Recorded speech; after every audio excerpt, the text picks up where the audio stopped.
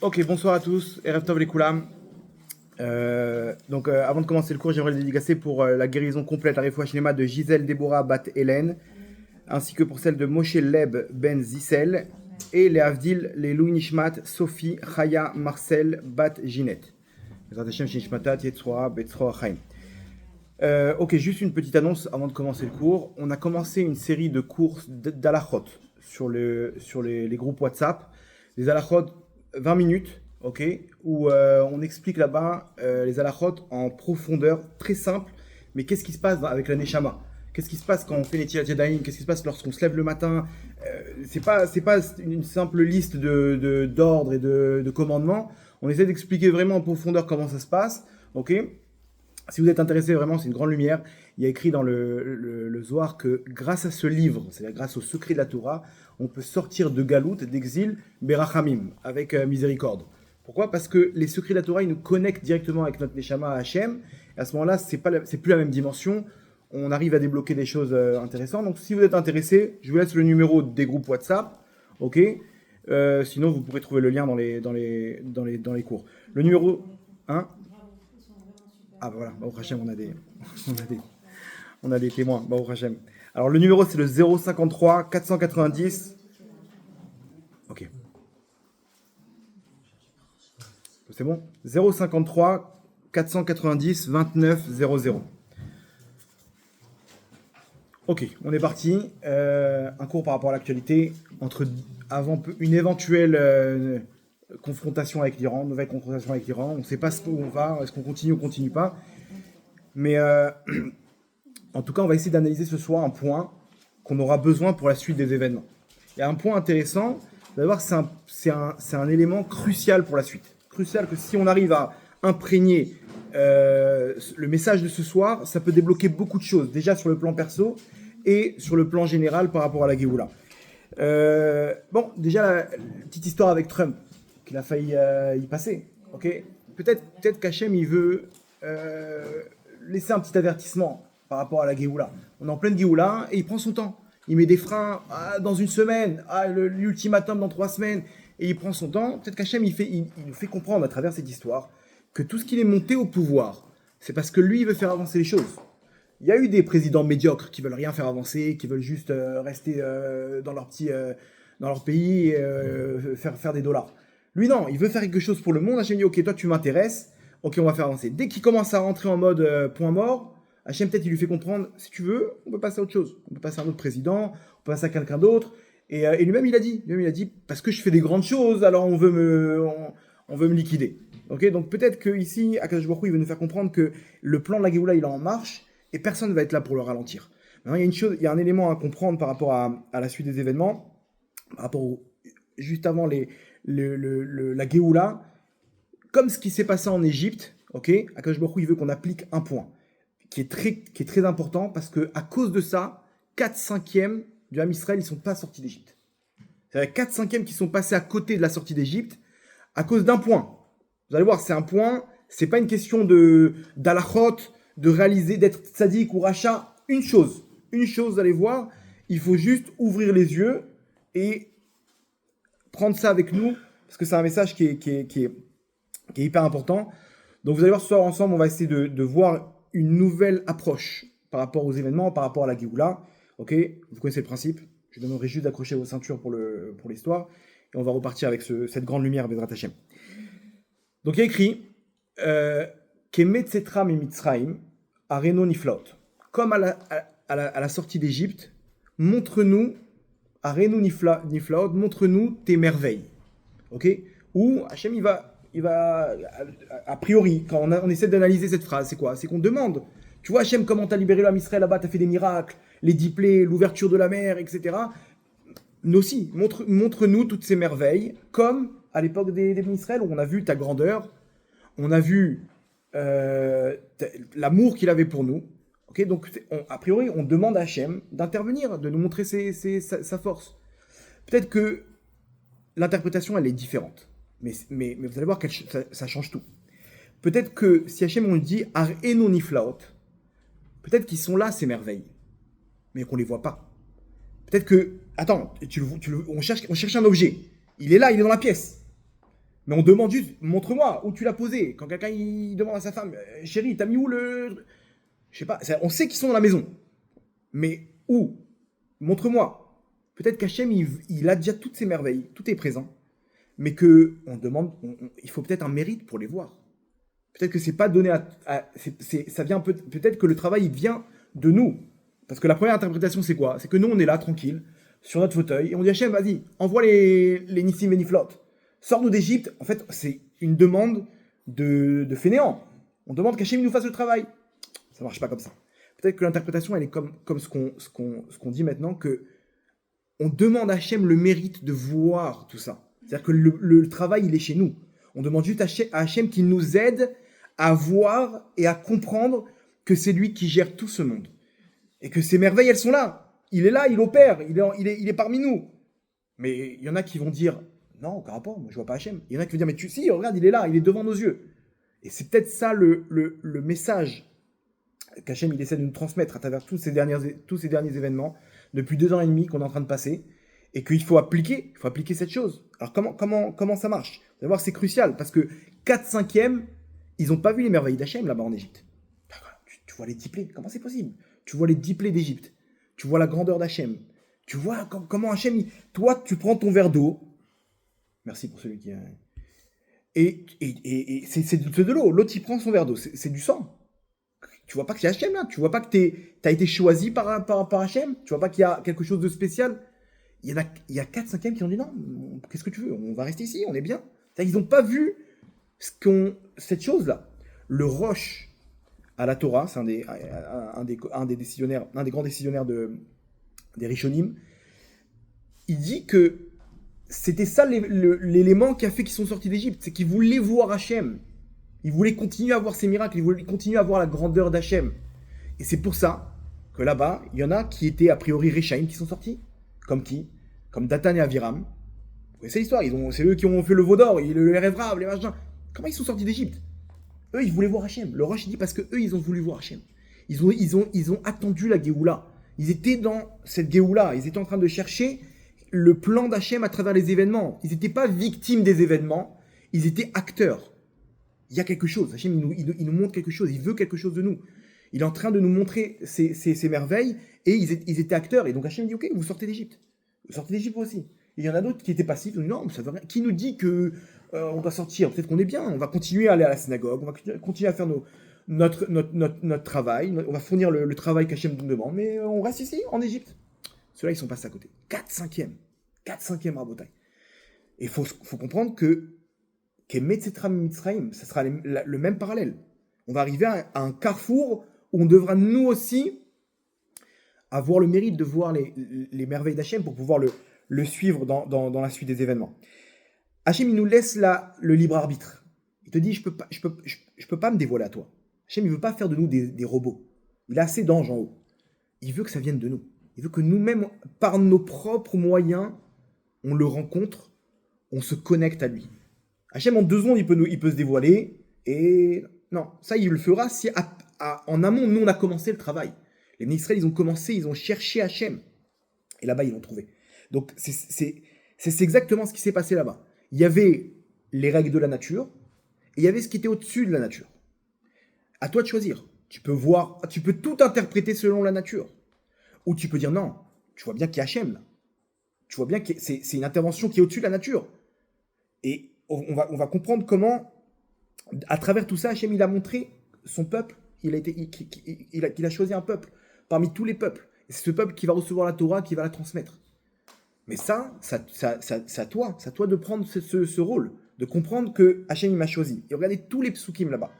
Les psukim, Veyadou Mitzraim ki ani Hachem. Hachem il annonce à Moshe Rabbeinu. Je veux montrer que tout le monde sache que c'est moi Hachem, que je suis Hachem. Hachem, c'est important pour lui. L'objectif de tous ces miracles, tous ces plaies qu'il a fait, c'est pour qu'ils comprennent que je suis Hachem. Veifleti bayomaou, et je séparerai ce jour-là. Je vais montrer combien ce peuple-là, il est acteur principal pour diffuser ma lumière. Je vais montrer comment lui, ce juif-là, il est gâté, il ne va pas être touché par les lions qui vont se balader dans la rue pendant la plaie des bêtes féroces. Et l'Égyptien juste à côté, il va se faire attraper. Quoi, c'est le fruit du hasard? Non, je vais montrer la différence. Mais ça un petit peu doute. Je vais montrer là, il y a une différence. Eux, c'est le Ham Israël. Ils ont pas le même scénario. Ils sont dessus de la nature.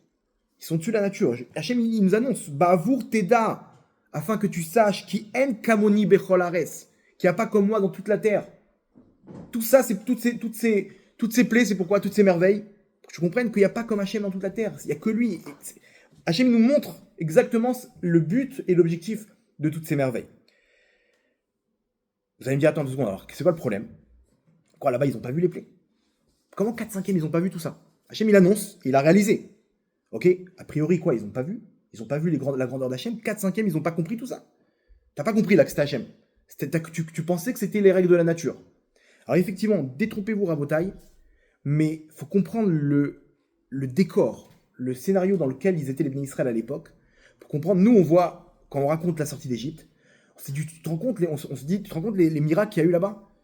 Le sang, les grenouilles qui attaquent. Nous, on se dit, c'est sûr qu'à l'époque, on aurait été séduit par le dévoilement d'Hachem. À l'époque, ce n'était pas du tout le cas.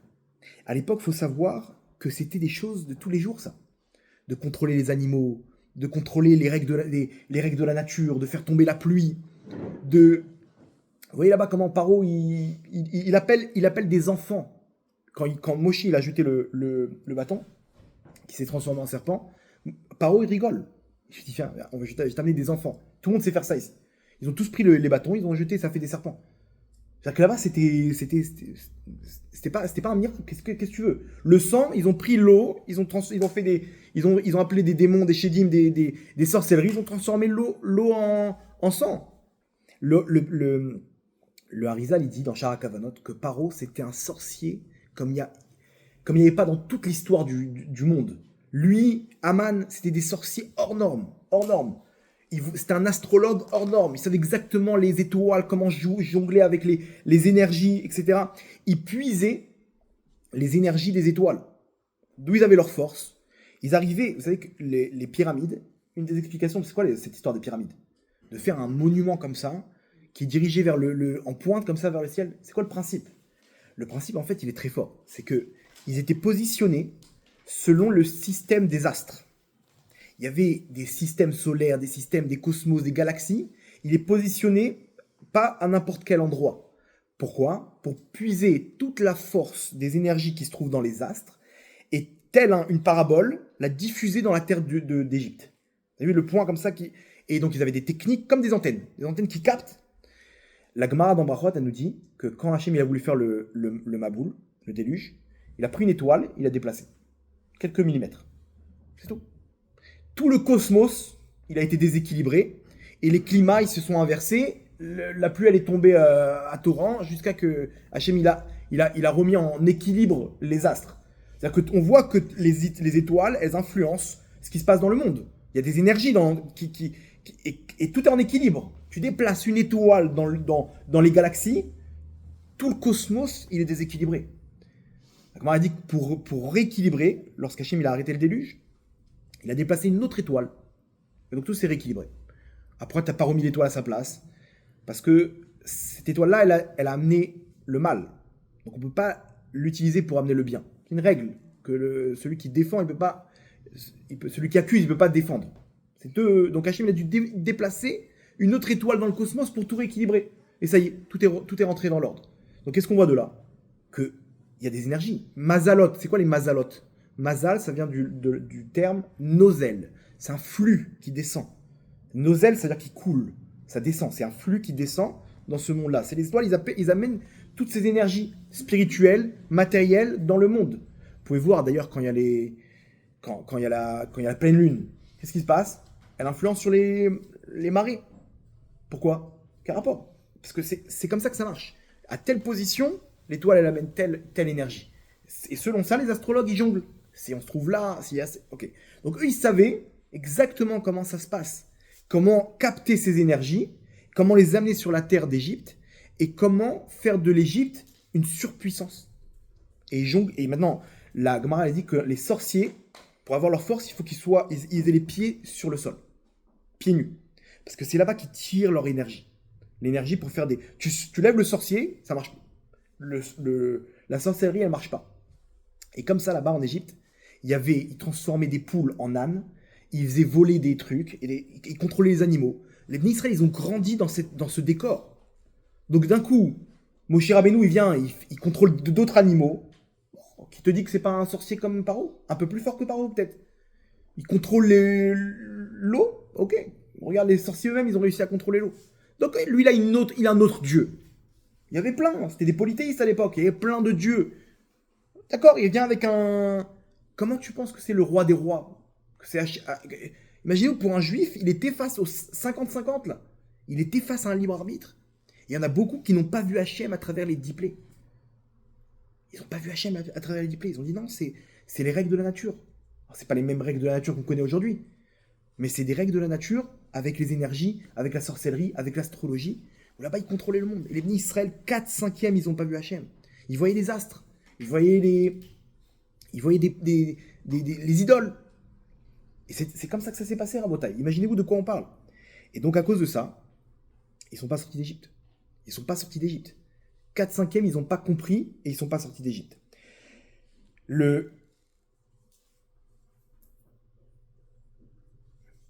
Baruch Ata Adonai, Eloheinu melech haolam, she'akol niha b'dvaro.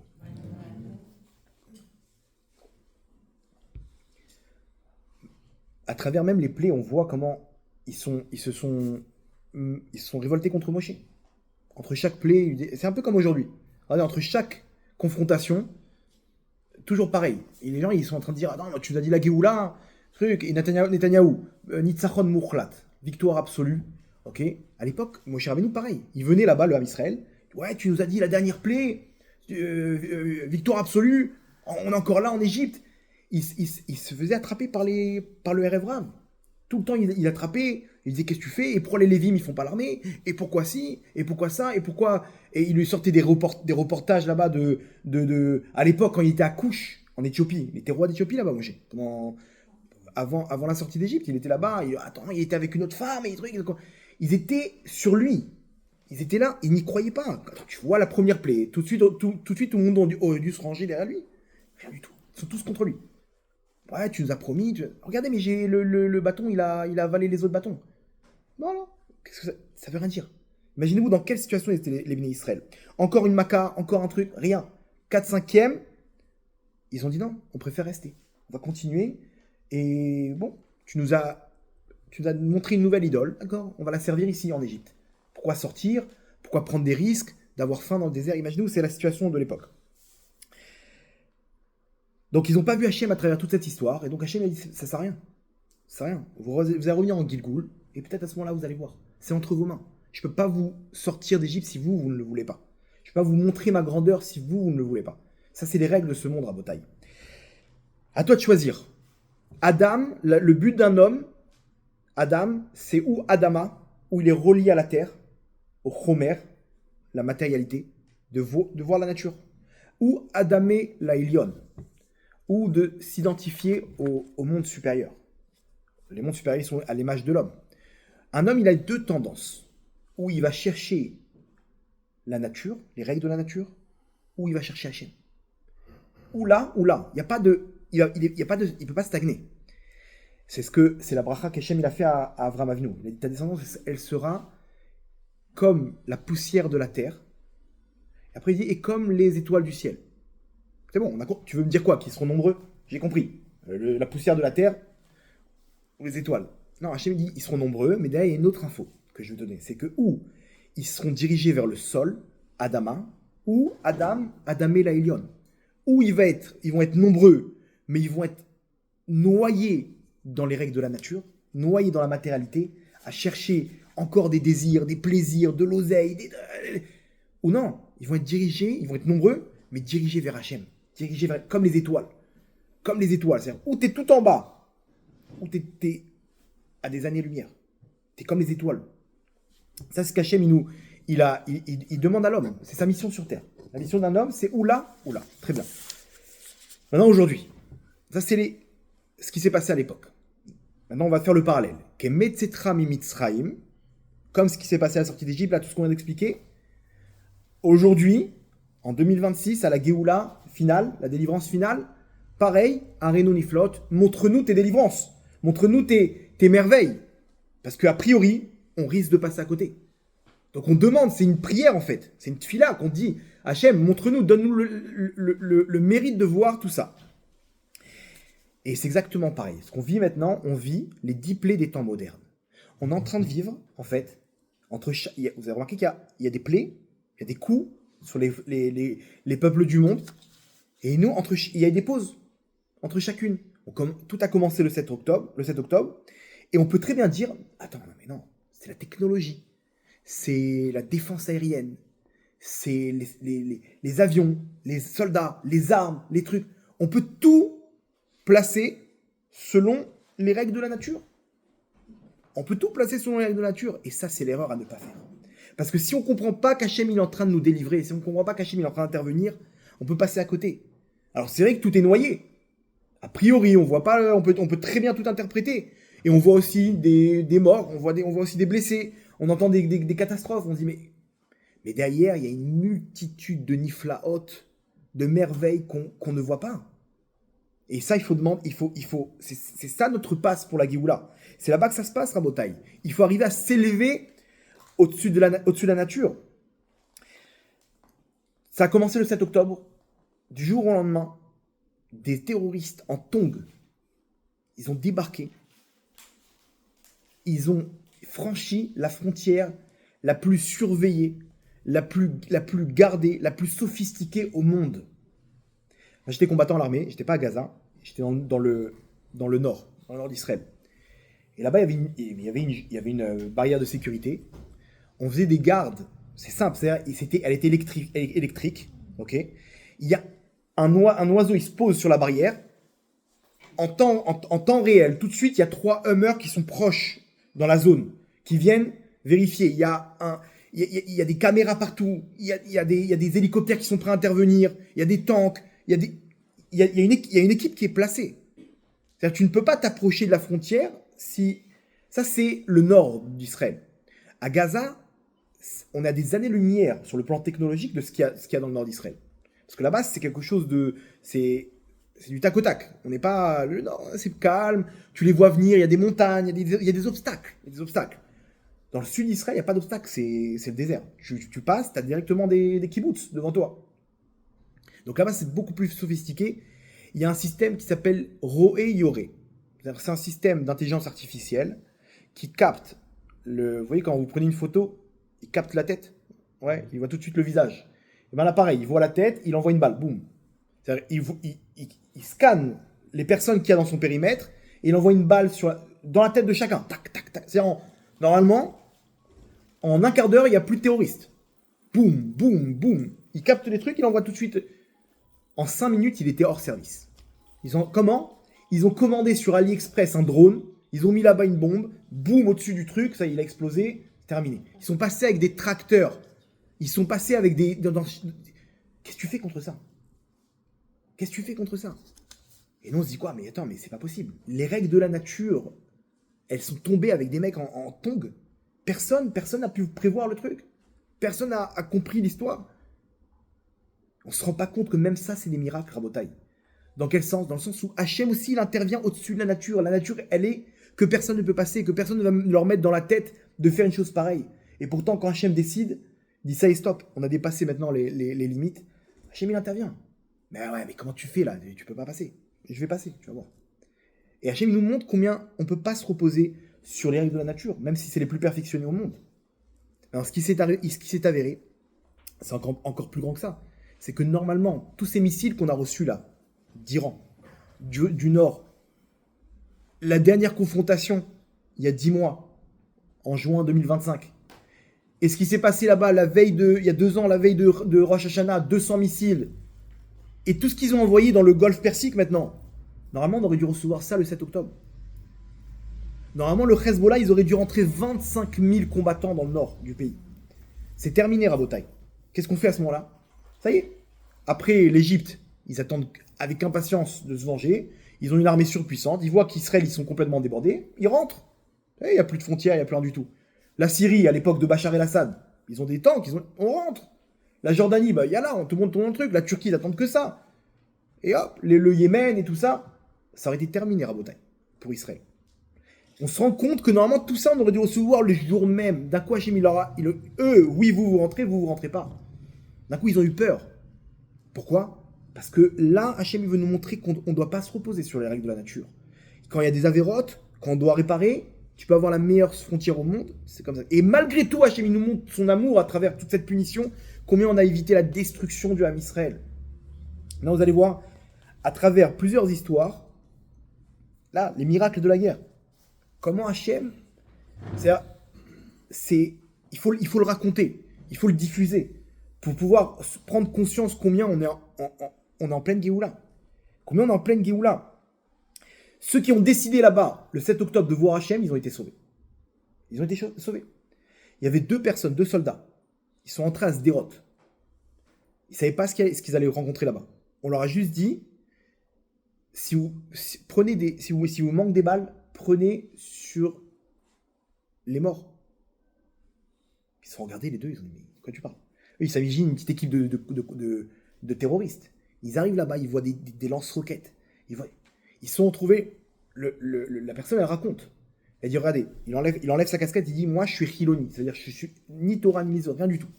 Je suis arrivé là-bas, j'ai compris que j'allais pas sortir. J'ai commencé à tirer, ça se termine pas. Ils sortent de partout. On est en train, effectivement, de ramasser des balles dans des soldats qui sont par terre à Shamir-Hachem. On ramasse là-bas des balles pour se défendre.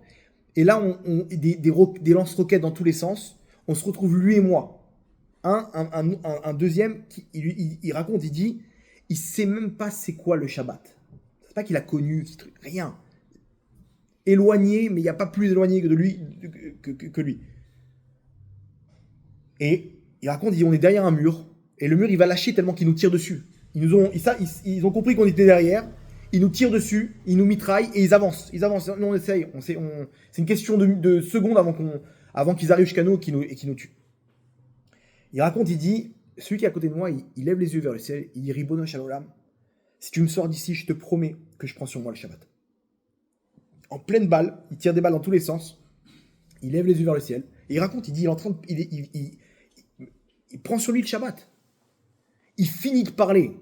Il dit, je suis prêt à vous jurer sur ce que vous voulez. Il finit de parler, de prendre sur lui le Shabbat. Plus une balle. On n'entend plus un bruit. On se retourne, on voit le mur criblé de balles, des explosions dans tous les sens. Il n'y a plus un chat. C'est Hachem, il leur a mis dans la tête. Ah, on tourne, tac, ils sont tous partis. Ils sont tous évaporés en un instant. Et on a continué de kibbutz en kibbutz. Là-bas, il y avait chaque kibbutz, il y avait des terroristes. Et on était tous les deux. On a commencé à 9h du matin, on a fini à 11h du matin le lendemain, avec une réussite. Là où on allait, on arrivait à battre des terroristes. Hachem, il était avec nous. Et depuis, je ne lâche pas la synagogue. Le Shabbat, c'est l'autre pareil. Ils ont fait tchouva complet. Ils ont choisi de voir que, non, il n'y a que toi, Hachem, qui peut me sortir de là. Il n'y a pas de règle de la nature.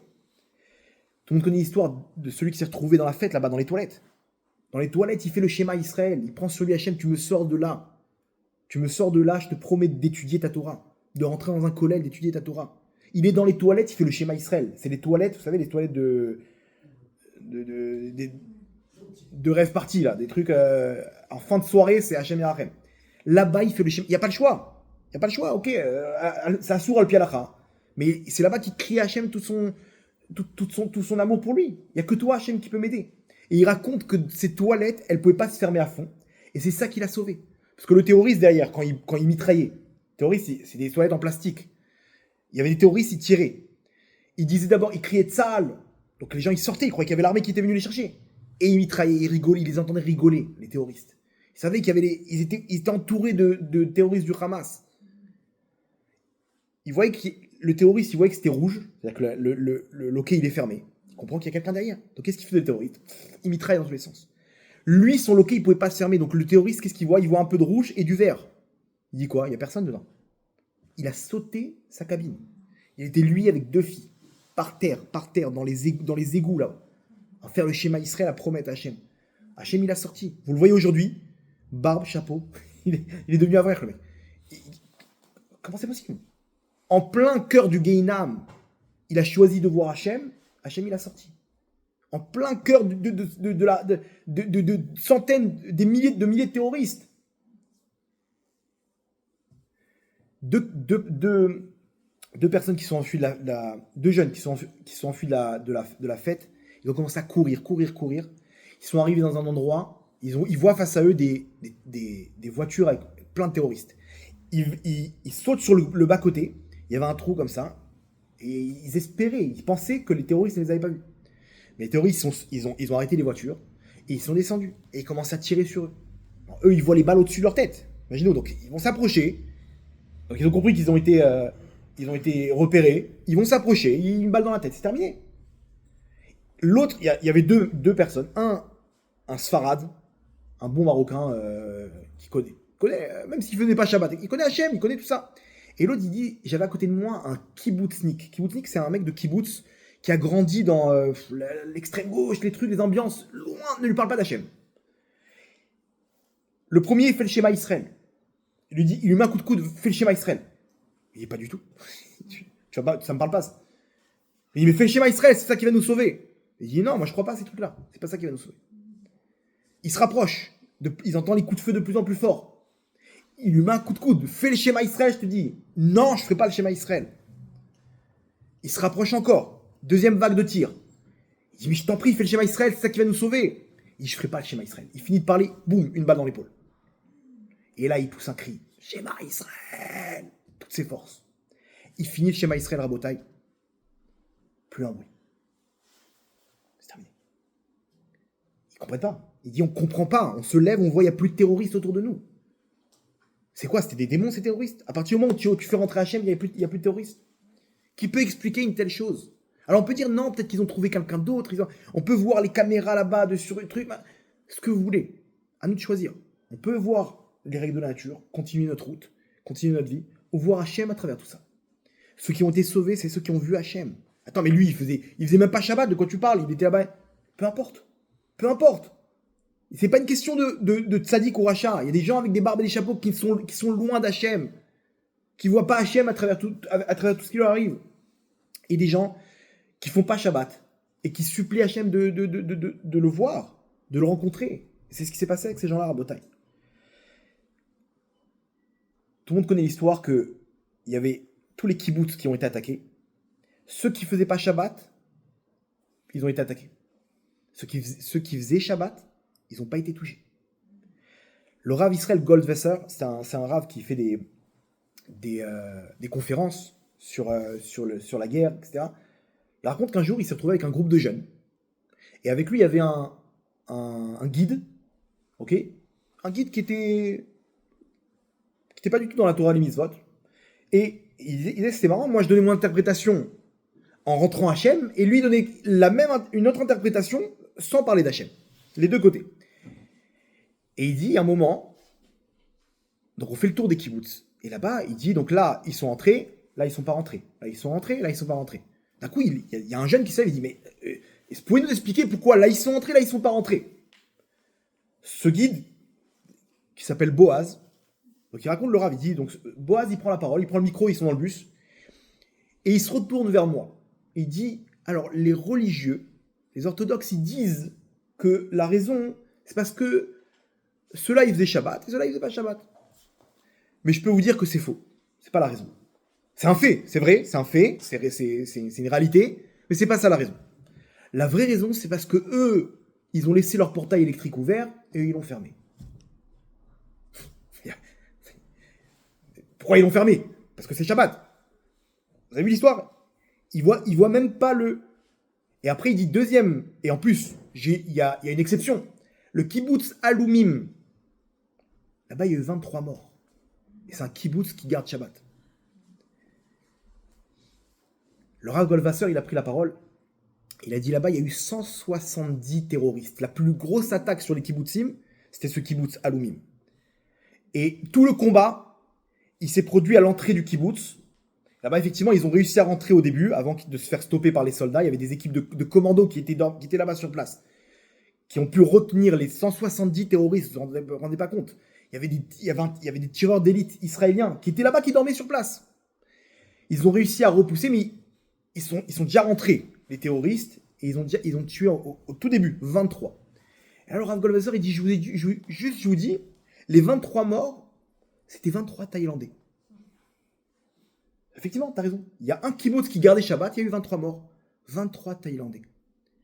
Alors attention, on n'est pas en train de dire que les goïms, oui, ils peuvent mourir. Non, la mort d'une personne en général. Mais Akadosh Baruch Hu, c'est un petit pédoute. J'ai mis une différence avec mon peuple. Les peuples du monde, ils sont dans les règles de la nature. Quand il y a 170 terroristes, c'est sûr qu'il y a des morts. Mais mon peuple, s'il est avec moi, s'il suit mes préceptes, même si tu leur mets 1700 terroristes, il n'y aura pas de mort. C'est pas une question de préférence, c'est une question que c'est comme ça. Ce peuple-là, il est venu pour dévoiler ma lumière. S'il la dévoile, on n'est plus dans les règles de la nature. Le kibbutz Sa'ar. Alors ça, c'est la meilleure. La veille de Simchat Torah, ils ont décidé de prendre sur eux le Shabbat. C'est un kibbutz qui fait pas Shabbat. Ils ont dit, attends, là c'est Shabbat et Simchat Torah. Peut-être, on va fermer le portail, on va faire une ambiance dans la rue avec les Sefer Torah. C'est dommage que des voitures y rentrent en plein milieu. On va garder le Shabbat, que ce Shabbat-là. Qu'un Shabbat, ils ont gardé. Écoutez bien l'histoire à Botaï. Les terroristes, ils arrivent à l'entrée du kibbutz. Et ils sont stoppés là-bas par une équipe de soldats. Mais les terroristes, ils prennent le dessus. Ils vont pour prendre le dessus, pour rentrer dans le kibbutz. Et là, on connaît la suite. Ok ? Kidnapping, etc. À ce moment-là, de nulle part, il y a un tank qui débarque. Et qui liquide tous les terroristes. Dans tous les sens, et boum, un ange du ciel. Le tank qui vient, c'est-à-dire les soldats qui étaient en train d'essayer de retenir, ils ne pouvaient plus, ils n'avaient plus de balles, ils n'avaient plus rien, ils se sont dit, ça y est, c'est terminé. Un tank qui débarque. Et qui repousse l'attaque des terroristes. Les terroristes, ils ont compris qu'il n'y avait rien à faire. Il y a un tank face à toi, ils sont partis à côté. Le kibbutz, il a été sauvé, il n'y a pas eu un mort. Ok ? Grâce à ce tank. Après tout ça, toute cette histoire, le kibbutz, ils ont voulu remercier les soldats qui sont venus. Ils ont demandé à l'armée, il y avait un tank qui est venu, ok ? Est-ce qu'on peut retrouver les soldats, faire une fête avec eux, les remercier ? Ils nous ont sauvé notre vie. Ils nous ont sauvé notre vie. L'armée leur dit, il n'y a eu aucun tank là-bas. Comment ça ? Allez, c'est impossible. On a les témoignages de tous les soldats, mais mieux que ça, chaque tank, il a un capteur. En temps réel, tu sais où ils sont dans la zone, les tanks. Il n'y a aucun tank, dans notre GPS, il n'y a aucun tank qui est venu dans le kibbutz Saad. Alors on peut dire, non, peut-être que le capteur là-bas, ils l'ont déconnecté pour pas... Ce que vous voulez. On peut dire que c'est peut-être Hachem qui l'a envoyé ce tank. Peut-être qu'il n'y avait personne. Vous comprenez l'histoire ? C'est-à-dire on est en train de parler aujourd'hui de choses qu'on peut passer à côté peut-être. On peut voir la grandeur d'Hachem ou non. Ça, c'était le 7 octobre. La guerre avec l'Iran à Botaï, il faut comprendre juste un peu le contexte. On parle d'un pays qu'à Téhéran, ils sont à 2000 km, à 1500 km d'ici. À Téhéran, il y avait une horloge. Cette horloge, elle ne donne pas l'heure. Elle donne le compte à rebours quand est-ce qu'Israël va être détruit. Imaginez-vous, ils vivent avec la destruction d'Israël. Maintenant, ce n'est pas des missiles balistiques seulement. Le gros de leur investissement pour détruire Israël, c'est quoi ? La bombe nucléaire. L'investissement qu'ils ont mis pour ce projet, ce programme nucléaire, il est estimé sur des dépenses directes. On ne parle pas de indirectement ce que ça leur coûte. Directement, c'est un investissement de 220 milliards de dollars. Convertissez ça en shekels, x 3, divisez ça par 8 millions de juifs en Israël. Je vous dis à peu près combien c'est sorti. 80 000 shekels par personne. Même pour nos enfants, mais pas 80 000 shekels. Comment t'as 4 enfants, tu mets 80 000 shekels pour... Non, même de cadeaux, de bouffe et de tout ça. Eux, ils sont prêts à mettre pour chacun d'entre nous, toi et vous, chacun, 80 000 shekels. C'est ce qu'ils ont investi pour détruire chacun d'entre nous.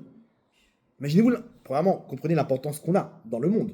Ils sont prêts à investir autant d'argent. Sans parler de ce qu'ils ont investi le Yémen, et le Hezbollah, et le Hamas, et le Qatar, là-bas, et tous les réseaux sociaux pour détruire l'image d'Israël.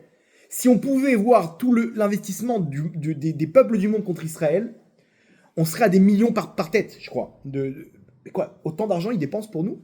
C'est touchant, premièrement. Deuxièmement, Ça nous montre la grandeur d'Hachem, combien Hachem il nous protège de gens qui sont complètement dirigés pour nous détruire.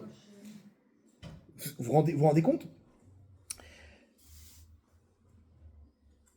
Au début de la guerre, alors c'est le même principe. Il y en a qui ont décidé de voir Hachem, et il y en a non. La guerre, elle commence, les techniciens, ils témoignent, les techniciens qui s'occupent de mettre les bombes là-bas dans les avions, techniciens aériens, ils savent pas ce qui se passe. Ils n'ont pas le plan de... Eux, tous les soirs, ils mettent des bombes dans les avions, et les pilotes, ils montent, et ils font des entraînements de bombardement en Iran. Parce qu'un jour ou l'autre, il va falloir y aller. Il va falloir bombarder en Iran. Donc ils s'entraînent, ils font des entraînements. Donc le technicien, il raconte que tous les soirs, ils mettent des bombes, ils mettent le carburant là-bas pour pouvoir aller jusqu'en Iran, et revenir, et ils vérifient là-bas les boulons, les machins, les trucs, tout ce qu'il faut, la routine. Ce soir-là, où ils ont attaqué là-bas la première guerre en juin dernier, ils sont arrivés les pilotes, et avant de monter dans l'avion, ils ont mis une kippa. On parle de gens pareils. Ils connaissent, je ne sais pas si vous connaissez un peu le style de pilote en Israël, c'est extrême gauche, kibbutz, machin, pareil. Ils ont grandi dans cette ambiance comme ça, où il n'y a pas Hachem. Et là, ce soir-là, ils ont sorti un petit morceau de tissu, ils ont mis ça sur leur tête et ils ont fait le schéma Israël. Là, les techniciens, ils ont compris, ça y est, ça commence. Et effectivement, tout le monde se rappelle, 3h du matin, ça a commencé. Qu'est-ce qui s'est passé? Alors, je veux dire ce qui s'est passé. Une équipe de pilotes, ils sont venus voir le grand rabbin d'Israël, Ashkenaz, le Rav Bar, il s'appelle. Ils sont venus le voir et ils ont dit, selon la fiche technique, un avion sur 7 n'aurait pas dû revenir. Techniquement, un avion sur 7, max un avion sur 8, il n'aurait pas pu revenir. Tu ne peux pas faire 2000 km, aller, retour. C'est Lockheed Martin, l'entreprise qui fabrique ces avions-là, les F-16, les F-35. Ils disent, c'est impossible. L'avion, on ne l'a pas conçu pour aller jusqu'en Iran et revenir. Quoi? Ça, c'est Lockheed Martin te donne les règles de la nature. Mais pour Am Israël, on est au-dessus de la nature. Si tu décides de faire intervenir Hachem, il n'y a plus de règles de la nature. Hachem, il peut prendre une trottinette et te l'amène en Iran. Il n'y a pas de règles de la nature, il n'y a plus de limite. Combien ils sont revenus? 7 sur 7. Tous les avions, ils sont revenus. Baruch Hachem. Imaginez-vous de quoi on parle. On parle que on te donne la nature. Un avion, un F-16, un F-15, il ne peut pas aller là-bas, aller-retour. Ils ont fait plus de 10 000 attaques. Et les mêmes avions, quelques mois plus tard, ils repartent. Moi, je me suis dit, mais comment ils vont faire? Je sais pas, une voiture, au bout d'un moment, il faut mettre de l'huile, Non, le pilote, il avait son schéma Israël là-bas. À son niveau, il rencontre Hachem.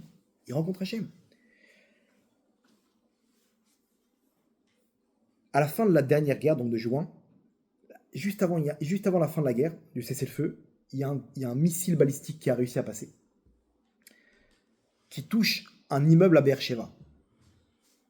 Je ne sais pas si vous avez vu la photo. Il y a 2-3 immeubles comme ça, côte à côte. La façade de l'immeuble détruite. On voit, il n'y a plus de fenêtres, il n'y a plus de volets, et on voit à l'intérieur, on dirait qu'ils sont en travaux, quoi. Toutes les fenêtres comme ça. L'immeuble de gauche, l'étage d'au-dessus, complètement détruit. Maintenant, on voit là-bas, vous savez, les miklates, les chambres fortes, les chambres blindées, elles sont construites les unes au-dessus des autres. Okay, si l'immeuble il tombe, elles peuvent tenir. Ça reste. On voit donc les chambres fortes, comme ça, les unes au-dessus des autres. Et à ce niveau-là de l'appartement, il n'y a plus rien. Même la chambre forte, même la chambre blindée, elle a été dévastée. Le missile a touché de plein fouet la chambre blindée. Et là-bas, il y avait 4 personnes, 4 morts. Une maman et ses 3 enfants. Le mari, il est sorti aux toilettes. Il n'est pas mort. Non, c'est l'ironie du sort. Là où tout le monde court pour se protéger, c'est là qu'ils ont trouvé leur mort. Et lui, il est sorti aux toilettes. Il a attendu quelques minutes. Il a dit, bon, je vais aux toilettes. Il n'est pas mort. Il a été blessé par la déflagration, mais il n'est pas mort. Dans le même appartement, il y a un missile balistique qui touche de plein fouet l'appartement. La chambre d'à côté, il est aux toilettes, le mec. Il est blessé. Mais il n'est pas mort. Les autres, ils sont partis, ils ont fermé la porte, ils ont tout bloqué, ils sont tous morts. Malheureusement, 4 morts. Qu'est-ce qui s'est avéré à Rabotai? C'est un juif qui s'est marié avec une russe, Goya. Elle et ses 3 enfants qui sont goy. Ils sont morts. Lui, juif, il est sorti, il n'est pas mort. Qui peut expliquer une logique pareille? Est-ce que vous pensez que c'est le fruit du hasard? Hachem, il te montre, regarde, là, il y a une famille avec un juif et 4 goy.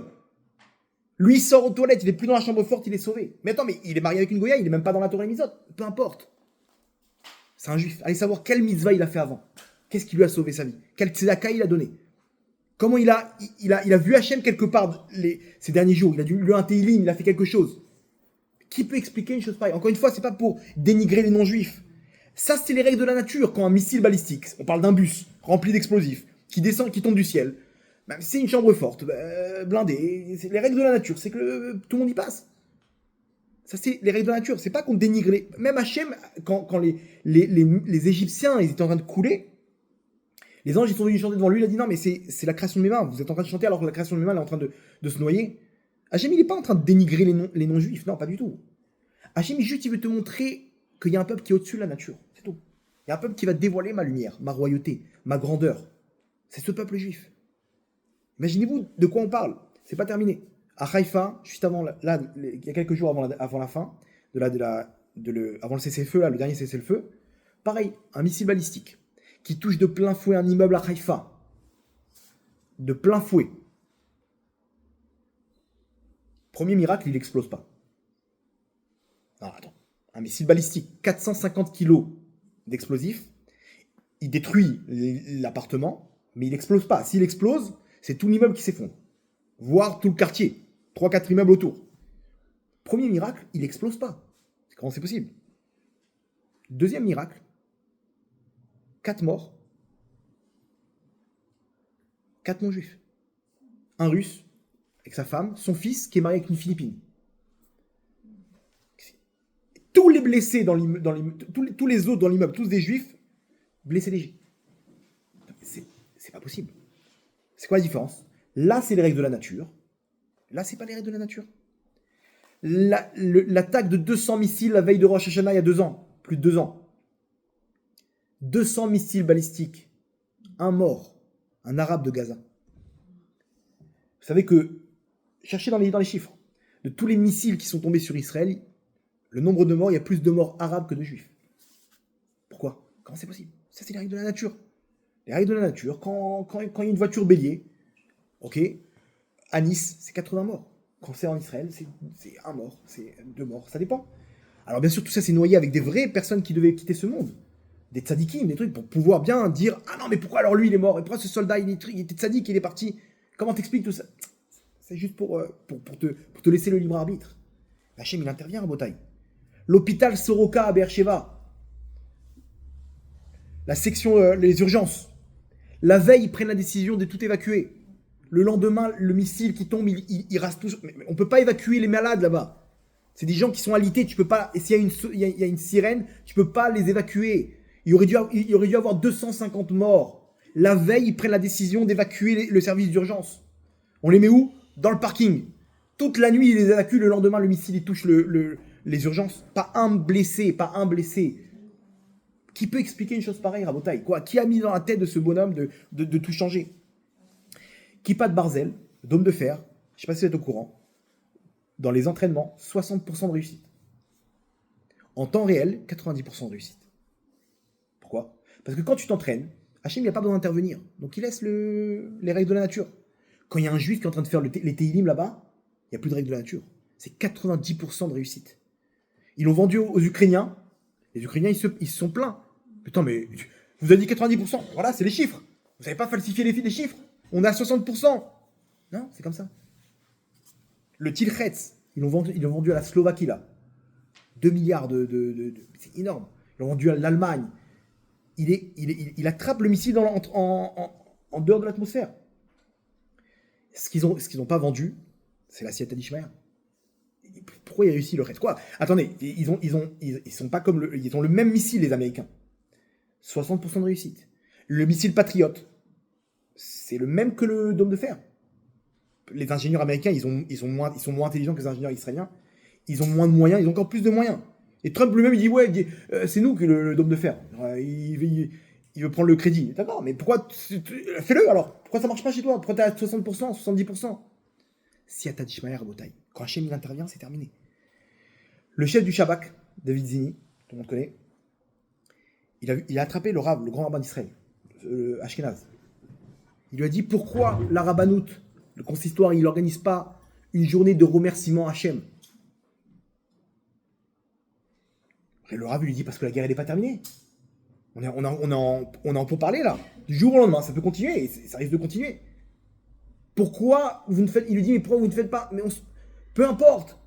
Et là, il lui dévoile, il lui dit sache que le public n'est même pas au courant de combien de missiles ils nous ont envoyés et où les missiles ils ont frappé. C'est-à-dire que nous, on connaît même pas la vérité. On entend, ils sont obligés de cacher pour pas qu'ils récidivent, qu'ils envoient au même endroit.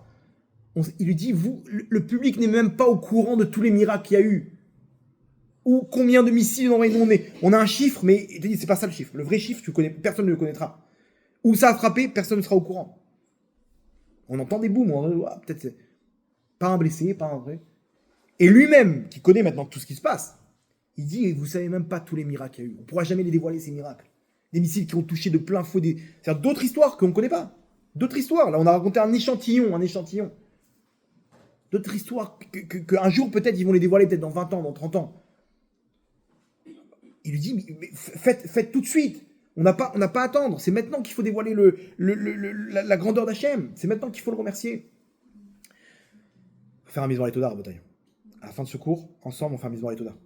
Ok, même s'ils n'ont pas encore commencé le remerciement, nous, on peut le faire. On peut le faire à travers cette vidéo. Même d'autres personnes, ils peuvent le faire, Rabotai. C'est important parce que on voit même pas l'extrémité de tous les miracles. Bilam, quand il est venu maudire l'âme Israël, l'âme Israël, il était même pas au courant de ce qui se passait. Il était là, elle était en train de tendre son linge. Et c'est pas que derrière, dans la montagne, il y a le plus grand des sorciers qui est en train d'essayer de maudire l'âme Israël, en train de faire tomber des mauvais décrets. Ils l'ont su que quelques années plus tard, l'histoire avec Bilam. C'était là. Nous, on est pareil. Il y a des Bilam en Iran qui essaient de nous détruire. Les peuples du monde, c'est eux qui vont remercier Hachem. Pourquoi? Parce que eux, ils savent combien ils ont voulu détruire l'âme Israël et combien ils ont pas réussi. Nous, on continue notre vie. On continue tranquille. On se fait des petits restos. On ne sait pas qu'au même moment, il y a des attentats qui sont annulés, des terroristes qui sont attrapés. C'est pas le Shin Bet, c'est pas le Mossad, c'est pas les avions. C'est si Atad Ishmael, c'est Hachem qui intervient à Botaï. Et ça, c'est ce qu'on essaye de relever ce soir pour que nous aussi, on puisse qu'émettre ces trames Mitzrayim comme à la sortie d'Égypte. Voir tout ça, voir les niflaot. Hachem, montre-nous tes niflaot, montre-nous tes merveilles. Là-bas, aujourd'hui encore, il y a des gens qui vont vous dire, mais non, aucun rapport, c'est la technologie, ils ont trouvé une technique, les ingénieurs là-bas de Raphaël, de trucs, tu peux dire ce que tu veux, on peut tout interpréter. Mais peut-être que à nous de faire le choix de voir Hachem dans tout ça, de rencontrer Hachem, parce qu'Hachem est en train de se dévoiler. Et peut-être que 4/5e, il risque de ne pas le voir. Donc Hachem, il nous remet dans la même situation, mais il ne faut pas tomber dans le piège cette fois-ci. Faut le voir. Et il faut comprendre combien il nous aime. Il faut comprendre combien il est grand. Combien ce monde-là, tout est possible. À nous d'y croire, à nous de le voir. C'est devant nos yeux. Tu peux te référer aux règles de la nature. De dire non, pour acheter un appartement aujourd'hui, c'est impossible en Israël. Pourquoi tu parles comme ça? Pourquoi tu fermes la porte? Laisse, va savoir. Yetov. Va savoir. Peut-être qu'Hachem, il va nous ouvrir les portes. Quoi, il manque des scénarios? Il lui manque des scénarios, Hachem. Pourquoi on est tout le temps en train de limiter Hachem, de le rentrer dans les règles de la nature? Si on le met là-bas, on va rester coincé là-bas. Mais si on garde une porte ouverte, on garde la émouna, que tout est possible, que Hachem, il peut intervenir même dans notre vie de tous les jours, même dans notre job, dans notre travail, avec ma femme, mais c'est terminé avec Vodara, je peux plus, il n'y a plus rien à faire. Les médecins, ils ont arrêté avec les règles de la nature, les médecins, c'est les règles de la nature. Les médecins, c'est les règles de la nature. Quoi, ils vont te dire, ils vont trancher pour Hachem. Eux, ils vont te dire ce qui va se passer pour toi.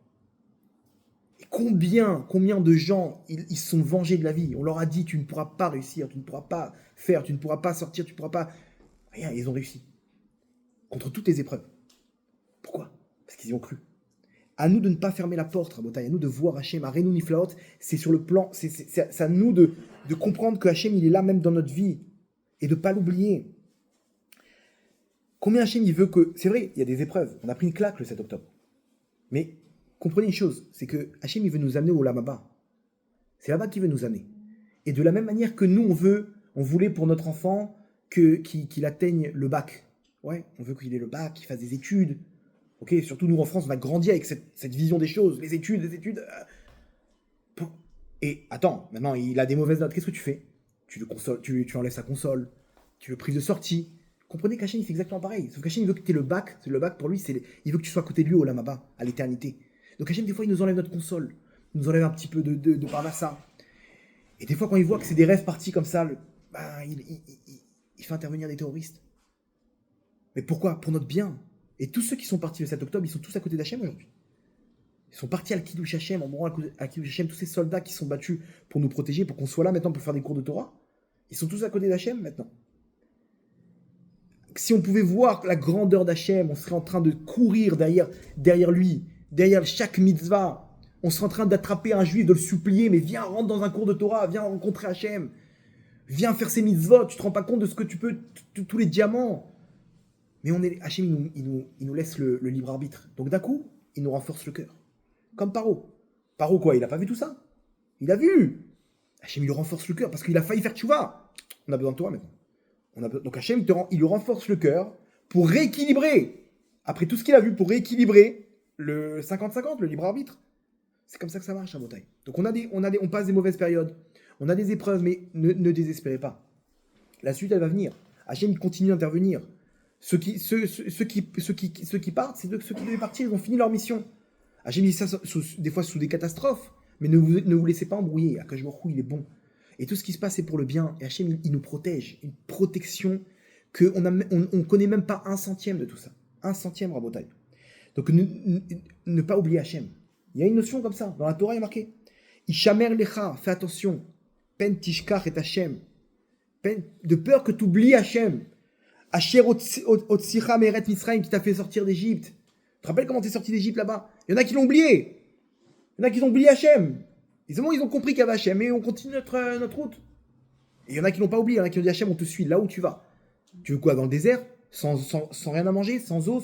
On te suit. On n'a pas peur. On a confiance en toi. Ces gens-là, ils ont eu ce qu'il faut. Donc à nous de sortir de tous ces règles de la nature, l'avocat, le médecin, le truc, t'investis là-bas, le bitcoin, alors tu peux réussir. Non, tu peux prendre n'importe quelle action, tu peux cartonner là-bas. Si t'es persuadé qu'Hachem, il peut faire de toi l'homme le plus riche au monde, ok, et s'il y a une raison, si c'est pour le bien. Il y a des gens, ils ont gagné au loto, ils ont pris des murs. Donc, à nous de prier et de pas perdre la émouna. Et des fois, on croit tout contrôler. On est dans le chomer, on est dans la hadama, dans les règles de la nature. On est à l'image de ces sorciers qui croient c'est bon, je vais prendre les lumières là-bas, de trucs, les énergies de tel cosmos et les amener dans la pyramide, des trucs, récupérer le Nil débordé, voilà. Par où tout le monde était persuadé que c'était un dieu. Il y en a qui ont des dieux ici. Chat GPT, c'est mon agent, truc, machin, il va me faire comme ça, il va m'écouter, Laisse tomber tout ça, Tu peux utiliser ça comme un serviteur, il n'y a pas de problème. Mais reste-toi celui qui dirige. On doit faire l'Eishtadout, mais comprends qu'il y a Hachem qui dirige ce monde. Mets Hachem à sa place. Le Sfat Emet, il donne un chidouche incroyable. Le Sfat Emet, il est écrit dans la paracha qu'on a vue, Ish imo ve'aviv tiraou. On doit craindre son père et sa mère. En plus de les respecter, il y a un autre enseignement de les craindre. La Gemara dit, c'est quoi les craindre? Par exemple, elle donne un exemple, la Gemara. De ne pas t'asseoir à la place de ton père. Papa, il a une place comme ça. Hop, le petit vient, il s'assoit comme ça. T'as un blata, qu'est-ce que tu fais? Tu crains pas ton... C'est un manque de crainte.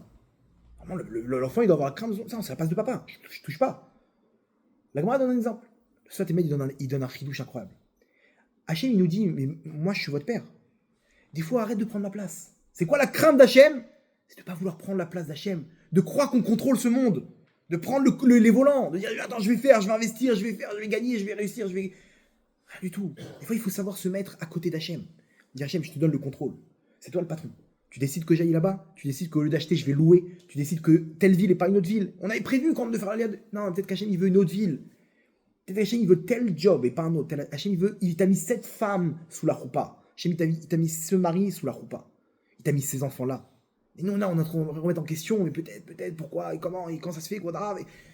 Y a pas. C'est là-bas, c'est là-bas que tu vas réussir. Mais toi, tu as fermé la porte. Non. Sûrement, il y a une autre femme qui m'attend.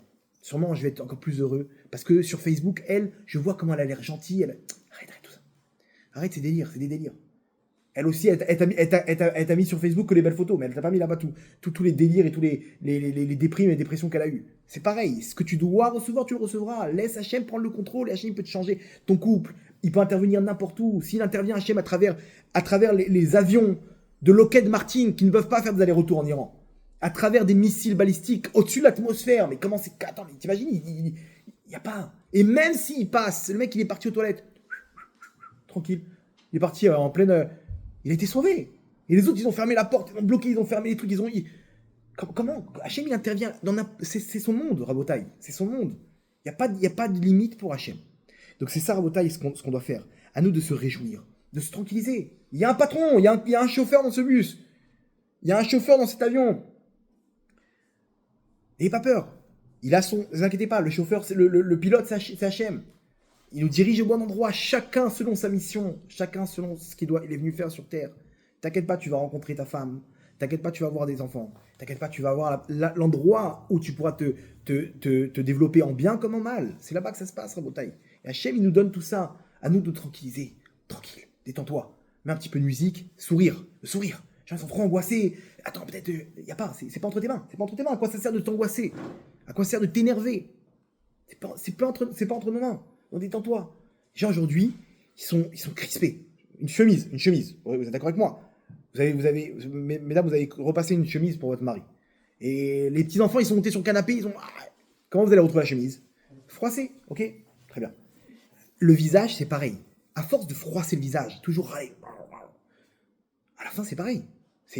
Le visage, il est froissé. Il y a des gens, naturellement, ils ont des rides. Ils sont... Tu dis, pourquoi t'es énervé contre moi? Je suis pas énervé. il est naturellement, il a le visage froissé. Souris, détends, écarte le visage. La seule solution, c'est quoi? C'est un bon sourire, un peu de simra, un peu d'émouna. Sinon, il y a du botox. Botox, si vous voulez, c'est la deuxième solution. À vous de choisir. C'est comme ça que ça marche, il faut se détendre.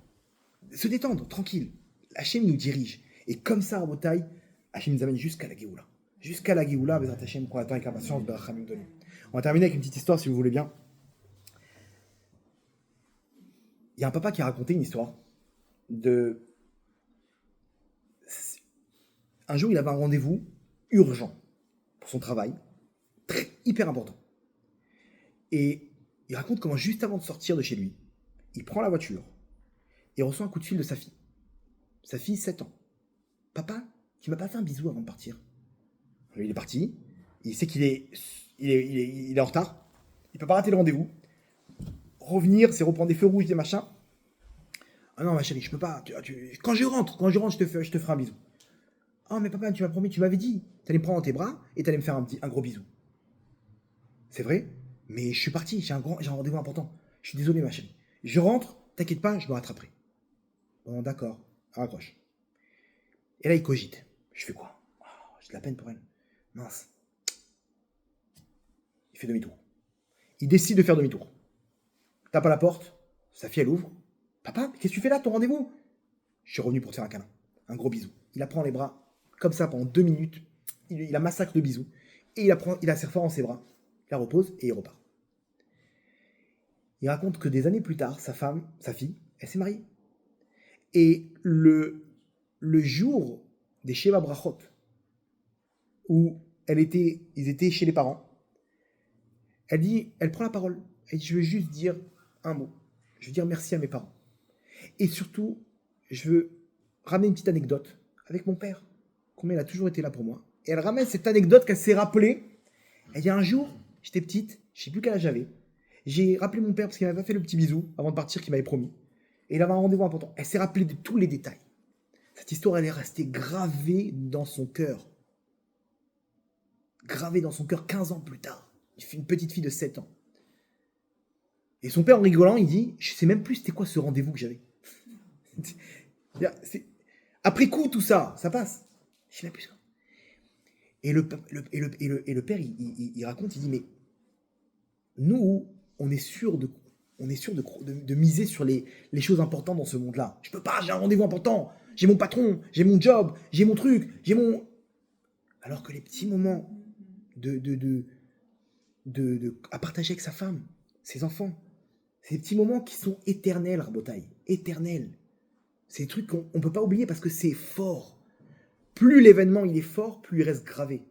Les Havdil, même dans le mal, quelqu'un qui a subi un traumatisme, il ne peut pas l'oublier. Parce qu'il fait des traitements, etc. Mais pareil, quand c'est des bons moments, pour la fille, c'est tellement un bon moment. Mon papa, il a sacrifié son rendez-vous pour me faire un bisou. Imaginez ce que ça a changé dans sa tête. Donc, Rabotaï, déjà, premièrement, on sait où investir déjà. Les bons moments avec ses enfants. Des petits moments où tu vas voir tes enfants, tu leur dis raconte-moi ce que tu as dans tes souvenirs. Il va te raconter le moment où il est à côté de sa mère, où elle épluchait les poivrons là-bas pour le Shabbat, pour la tchouktchouka. Je me rappelle quand on chantait ensemble, maman, les chansons de Shabbat. Putain, mais j'ai payé une blinde au parc Astérix là-bas, tu te rappelles plus? Comment? Non, c'est du vide, c'est du vide. Ce mot-là, c'est du vide, c'est de l'Adama. Il y a des choses encore plus importantes. Et il y a des choses éternelles. Et ça, c'est Akadosh Baruch Hu. Akadosh Baruch Hu, il est là. On peut lui dire, papa, reprends le contrôle. Reviens nous faire un petit câlin. Et Akadosh Baruch Hu, il revient. Peu importe, maintenant, il s'en fiche de tes problèmes. Il a le plan du monde devant lui, là, maintenant, pour amener la Géoula, pour amener sa royauté sur terre. Hachem, il arrête tout. Peu importe ce qu'il a. Il descend et il vient, mon fils, tu m'as appelé. Tu veux un petit bisou? Tu veux un petit câlin? Il est devant nous. À nous de le voir. On peut continuer nos délires, on peut continuer notre vie. Mais on peut choisir de le voir. Et c'est ça, Rabotaï, maintenant, l'explication. Comme à la sortie d'Égypte, on va arriver à un moment, à la fin des temps, les mêmes merveilles, que là-bas aussi, ils sont embrouillés. Vous savez pas, c'est sûr que c'est pas de l'astrologie, tout ça, là? C'est pas de la sorcellerie? Non, c'est Hachem qui se dévoile. Et ceux qui ont choisi, après Hachem, il s'est dévoilé à eux. Il leur a donné les 10 commandements, la Torah. Donc pareil, à nous de faire le travail, de le voir à travers tous les miracles, dans notre vie de tous les jours, comment Hachem il t'a donné tel endroit et pas tel endroit, telle femme et pas une autre femme. Chacun il peut refaire sa vie et peut voir comment en fait tout était pour le bien. Mais c'est à nous de choisir. Et là, Hachem est en train de dévoiler la Géoula, on peut dire, non, c'est une guerre parmi tant d'autres, il y aura la paix, on continuera nos high-tech, les machins, les trucs. Non, tu peux dire tout ça, ça va s'arrêter. Un bon moment, on aura fini les 10 plaies des temps modernes. Et là, Hachem il va dévoiler son Mashiach, il va dire stop, c'est terminé, on sort d'Égypte maintenant. On sort de Galoute. Quoi, mais comment on fait avec... parce qu'il y a la Turquie aussi, il y a l'Égypte. Non, c'est terminé tout ça, c'est terminé les guerres. Ça y est, Géoula, on sort. Il y en a 4/5 qui vont dire, mais qui nous dit que c'est pas c'est qui ce rave là, le Mashiach? C'est quoi ce délire? Il est sorti de Galoute, machin. Alors, Rabotaï, à nous de diffuser son grand nom, pour pouvoir amener, Bezrat Hashem, la Géoula, dans notre vie de tous les jours, et pour l'âme Israël, Berachamim Dolim Baruch Adonai Olam. Amen, amen. Chazak Baruch. Il y a quelqu'un qui doit dire le Kaddish? Rabbi Chaim Ben Akasha, Merat Sakadosh Baruch Hu Ledakot Israël, Leficha Riba Lahem Torah Mizot, Shenimar Adonai Chafetz Leman Tzidko Yagdil Torah Veyadil.